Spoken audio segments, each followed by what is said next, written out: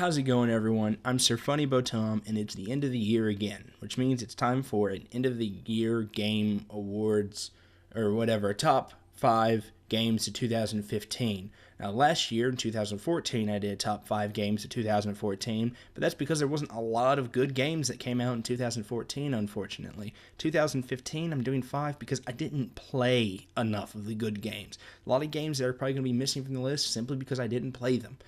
Like Witcher, I didn't play The Witcher. Undertale, I didn't play Undertale. Even Until Dawn, I didn't play. I mean, I watched a playthrough of it, so I know how good it was, but I didn't play it, so I can't put it on this list. But I'm going to go ahead and start.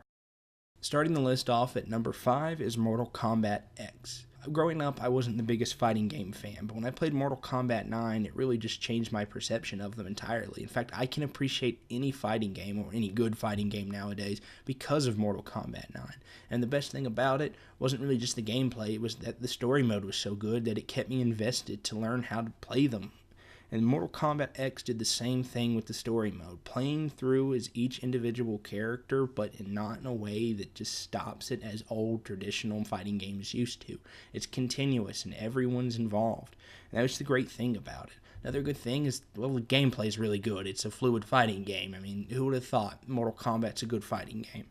Also, though, I gotta say, the visuals. It looks good. It looks good. Is it the best looking game ever? No, but it's also a fighting game it doesn't need to be. Now, the characters, though, specifically the new ones, they're great. I mean, there's a lot of really bad character designs in fighting games, and especially in Mortal Kombat.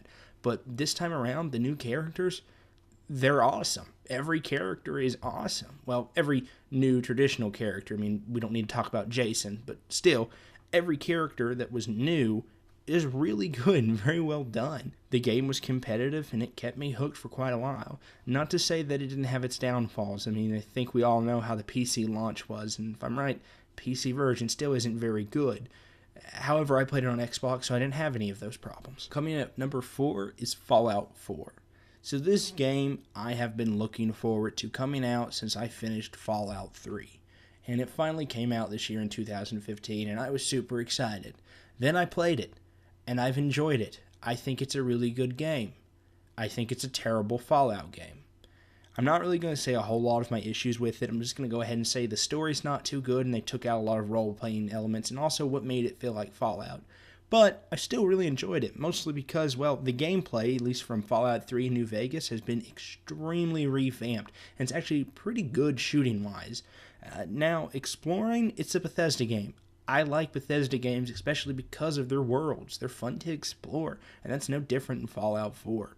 One of the best things, which is new, is the crafting. I really like the crafting. I just think it works very well. I mean, they got the base building, that's fine too, although a little clunky, but the crafting, I think, works perfectly. In fact, I like picking up all the random desk fans and combination wrenches and wonder glues just to be able to make, a new scope for my sniper rifle or something.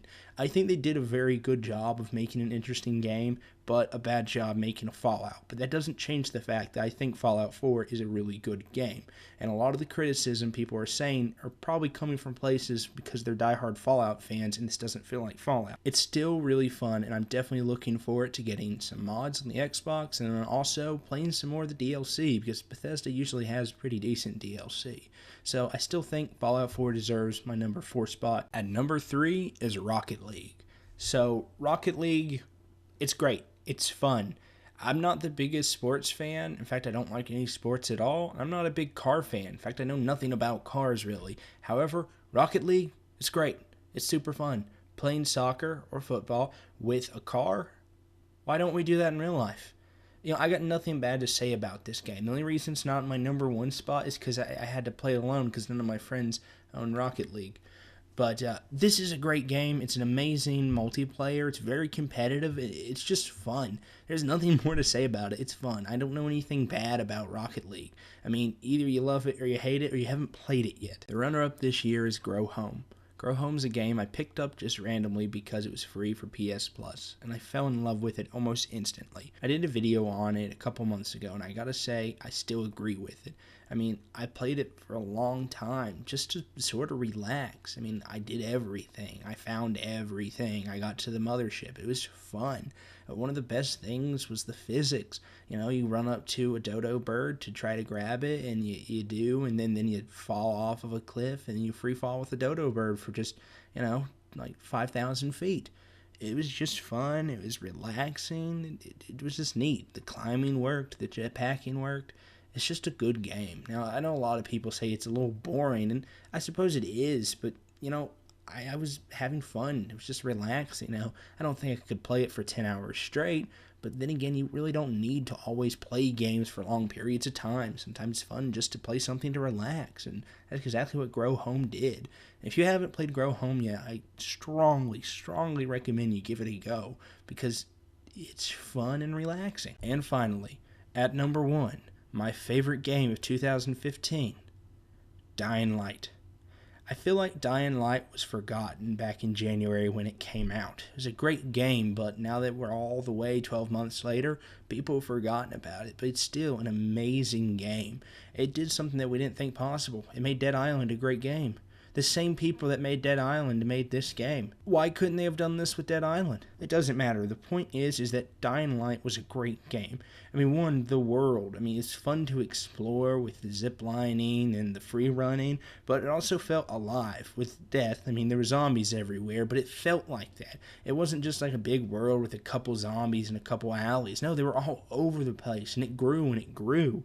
Another thing was the combat was just great. I mean, it was quick. I mean, you could jump from fighting one zombie to another zombie, and it was just fun. It felt fluid.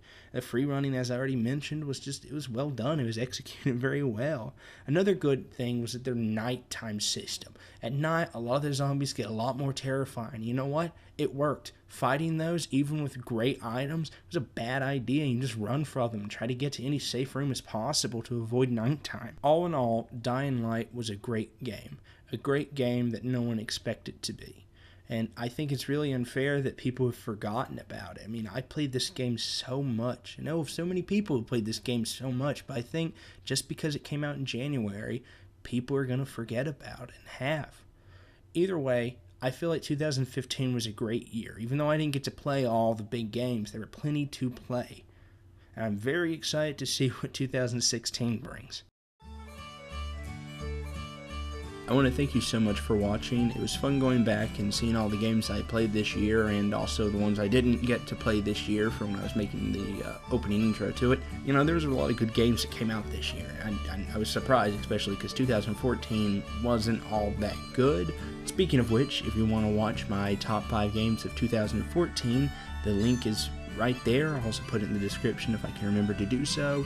I will go ahead and tell you, if you do want to click that, it's not a great video, mostly because it was one of my first ones, at least for this channel, and it's got some issues here and there with visuals and the audio. There's a, headphone wearers be warned, the very beginning is not great. There's a reason I don't have an intro anymore, because I can't do them. But I hope everyone had a great 2015, has a great 2016, and I'll see you guys next time.